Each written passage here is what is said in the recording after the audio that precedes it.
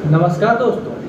PFI यानी popular front of India, Bharat सरकार ने इस पर 5 साल का प्रतिबंध लगा दिया है और सिर्फ पीएफआई पर ही नहीं बल्कि इसके साथ जुड़े और भी करीब 30-40 संगठन जो इसके साथ और जुड़े थे उन पर भी बैन लगा दिया है। तो आइए हम लोगों के लिए जानना ये बहुत आवश्यक है कि ऐसे कौन से कारण रहे, वो कारण सरकार ने स्पष्ट किए हैं एक नोटिफिकेशन जारी करके कि ऐसे कौन से कारण रहे जिसकी वजह से इस संगठन पर प्रतिबंध लगाना पड़ा है, और जानते हैं कि ये संगठन वास्तव में है क्या।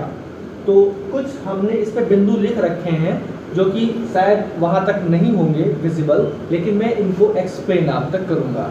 मेरा नाम है अभिषेक और आप देख रहे हैं अभिषेक। तो पहला पॉइंट यहाँ पर लिखा हुआ है, PFI have been declared unlawful association, यानी जो ये पीएफआई है इसको सरकार ने अनलॉफुल एसोसिएशन डिक्लेयर किया है। तो ये अनलॉफुल एसोसिएशन होता क्या है?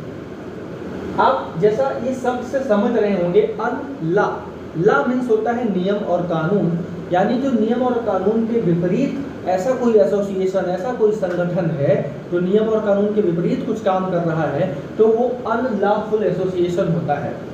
अब इसको सरकार कैसे निश्चित करती है कि कोई संगठन अनलॉफुल है या अनलॉफुल नहीं है? तो उसके कुछ पैरामीटर्स गवर्नमेंट ने डिक्लेयर कर रखे हैं, उसके हिसाब से वो तय करती है कि ये संगठन अनलॉफुल है या फिर नहीं। तो एक कानून है 1967 का, यूएपीए, आप जानते हैं एक कानून है 1967 का, ये है यूएपीए यानी कि अनलॉफुल एक्टिविटी प्रिवेंशन एक्ट। ठीक है, जो अनलॉफुल है, अनलॉफुल एक्ट जो भी कर रहे हैं, ऐसे गैर कानूनी काम जो कर रहे हैं उनको प्रिवेंशन करने के लिए एक एक्ट बनाया गया है, 1967 का ये एक्ट है यूएपीए। तो यूएपीए के द्वारा इसको डिक्लेयर किया जाता है कि ये ऐसा काम कर रहा है ये संगठन जो कि हमारे देश की सुरक्षा के लिए खतरा है, पहली बात। दूसरी बात ये कि पीएफआई पर एक और इल्ज़ाम है, पीएफआई पर एक और इल्ज़ाम है कि इसने फंड जो है ना, फंड वो इकट्ठा किए, सिर्फ भारत से ही नहीं बल्कि दूसरी कंट्रीज से भी, दूसरी कंट्रीज से हवाला के माध्यम से और भारत से भी, इन दोनों जगहों से, यानी अपने देश से तो फंड इकट्ठा किए ही किए हैं बल्कि विदेशों से भी अवैध तरीके से बहुत सारा फंड जो है ना वो रेज किया है।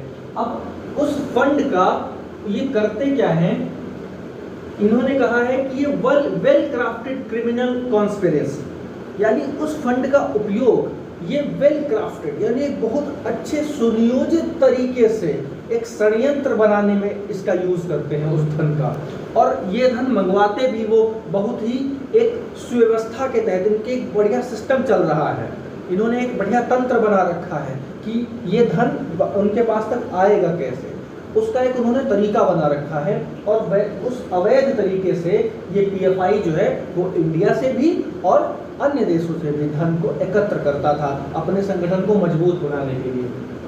तीसरा पॉइंट जो है, PFI involve in violent acts. अब चूंकि पीएफआई एक स्टूडेंट का संगठन है, एक छात्र संगठन तो है ही है, उसकी विंग है, लेकिन उसके साथ में ही ये वायलेंट एक्ट में इन्वॉल्व थी।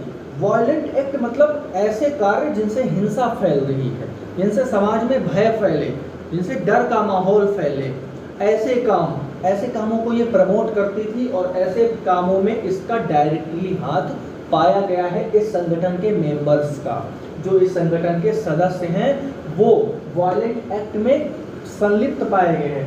एक केस आया था ऐसे ही कि उन्होंने क्या किया, जो इस संगठन के सदस्य थे उन्होंने प्रोफेसर का हाथ काट दिया, उन्होंने प्रोफेसर का हाथ काट दिया।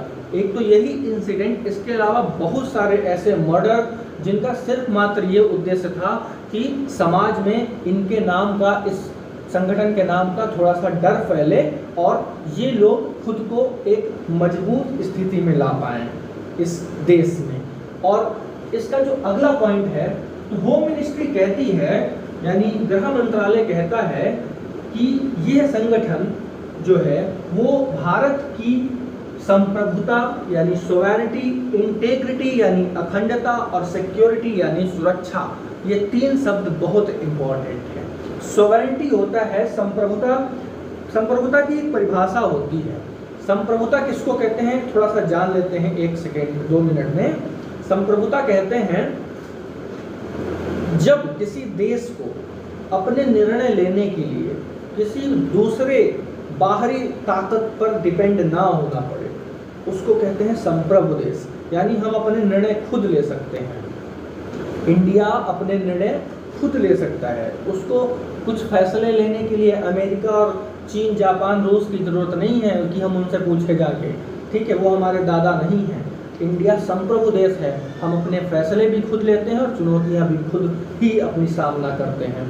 तो कहते हैं कि जो PFI था, PFI था ही कहेंगे क्योंकि अभी उसने खुद को डिसॉल्व भी कर लिया है, ये लेटेस्ट न्यूज़ है। उसने बैन को एक्सेप्ट कर लिया है PFI ने और खुद को डिसॉल्व कर लिया है।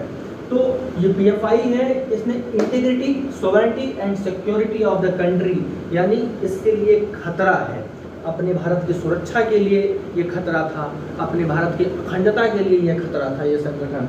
और इसलिए IPC की धारा 153A और 153B के तहत इस पे बैन लगाया गया है। IPC की धारा 153A, ये 2 धारा आपको याद रखनी पड़ेगी। IPC की धारा 153A और 153B ये कहती है कि इंटीग्रिटी, सोवरेनिटी और सिक्योरिटी पे अगर कोई खतरा हो रहा है तो वो चीज गलत है।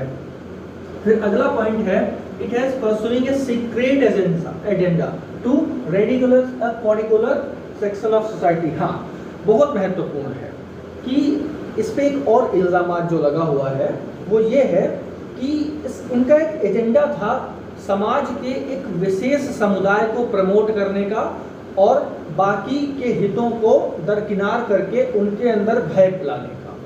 ये बहुत महत्वपूर्ण इनका एजेंडा था कि सिर्फ एक समुदाय को फोकस करना है, उसी को आगे बढ़ाना है। और इसी के कारण वो करते क्या थे कि जो अलग अलग समुदाय के लोग हैं उनके बीच झगड़ा करवाते थे, उनके बीच दंगा करवाते थे।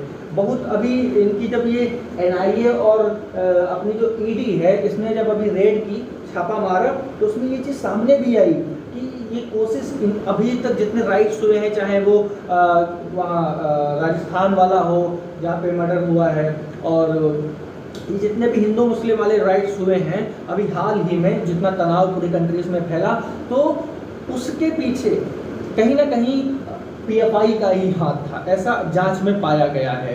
ये लेटेस्ट में ये लोग पीछे रह के, पर्दे के पीछे रह के काम करते थे, और जो घटनाएं होती थी तो ऐसा लगता था कि ये नेचुरल हो रही हैं, जबकि ये उनकी सुनियोजित तरीके से की हुई साजिश के तहत ये सारी घटनाएं, अभी जो हाल ही में पूरे देश में एक तनाव का माहौल हुआ, वो इन्हीं की करामात थी, इस PFI की करामात थी। तो अभी जो 22 सितंबर को रेड पड़ी है NIA के द्वारा और ED के द्वारा, तो उसमें उसके बाद जांच हुई, तो फिर पूरा होम मिनिस्ट्री ने अपना पूरा नोटिफिकेशन निकाला कि भाई ऐसी ये कमियां हैं इसमें, इस संगठन में, और ये संगठन भाई देश के लिए खतरा है। अब भाई देश के लिए अगर खतरा है तो बैन लगना तो बनता ही है। तो आज ये लेटेस्ट की न्यूज़ है, आज इस पे 5 साल का बैन लगा दिया गया है। और उससे भी लेटेस्ट की बात यह है कि PFI ने बैन को एक्सेप्ट कर लिया है और खुद को डिसॉल्व कर लिया है। तो ये एक नोटिफिकेशन जारी किया गया था MHA के द्वारा, यानी मिनिस्ट्री ऑफ होम अफेयर्स के द्वारा।